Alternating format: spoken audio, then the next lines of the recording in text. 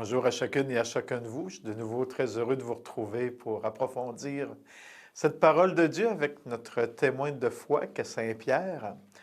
Aujourd'hui, déjà, on va faire un petit saut dans le temps. Je vous amène à une rencontre que Pierre a vécue avec Jésus après sa résurrection. On retourne au bord du lac de Tibériade à Capharnaüm, où après sa résurrection, Pierre décide de retourner en Galilée. Il retourne à ce métier qui était le sien, celui de pêcheur. Il reprend ses activités quotidiennes avec ses collègues de travail. Et voilà que leur première pêche qu'ils font, elle est infructueuse. Et au matin, quelqu'un leur fait signe de retourner à la pêche et que là, ça devrait être bon. Voilà que Pierre, avec ses amis, se remettent en route, reprennent leur labeur du jour, et en plus de la nuit où ils avaient pêché, ils s'en reviennent de nouveau au lac et ils lancent de nouveau les filets avec beaucoup d'espérance. Et cette fois-ci, les filets se remplissent. Et lorsqu'ils reviennent vers la berge avec leur pêche miraculeuse, voilà que de nouveau cet inconnu se révèle à eux et c'est Jésus ressuscité qui vient à leur rencontre. Un ressuscité qui a déjà préparé un feu de braise, qui a déjà commencé à faire cuire quelques poissons, quelques pains pour partager avec eux. Et Jésus invite Pierre et ses collègues de travail à venir déjeuner avec lui.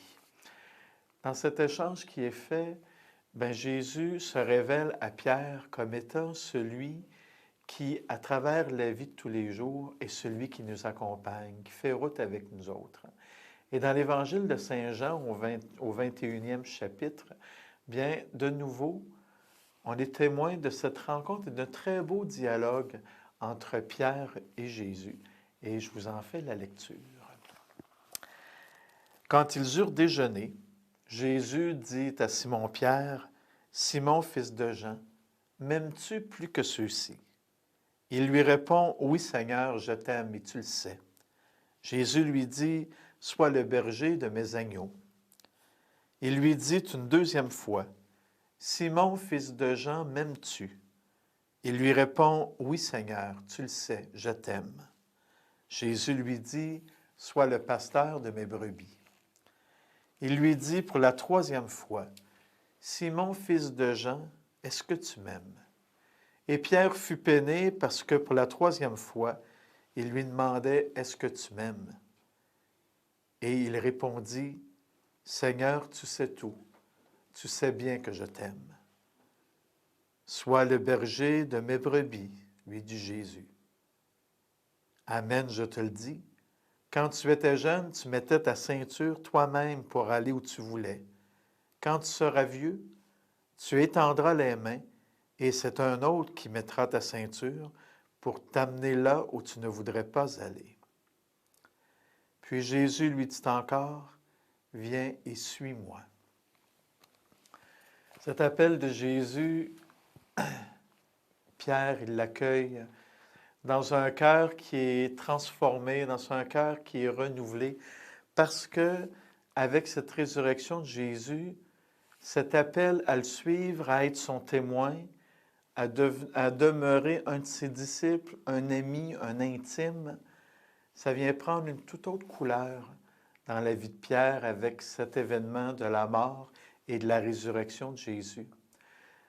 Et cet amour, en mois de février, avec la Saint-Valentin, on réalise que nous aussi, dans la relation que l'on a les uns avec les autres, dans la relation que l'on a avec Dieu, bien, ce sont des relations qui se modulent, qui se transforment, qui se peaufinent au fil des années, au fil des différentes rencontres, au fil de nos expériences qui sont vécues.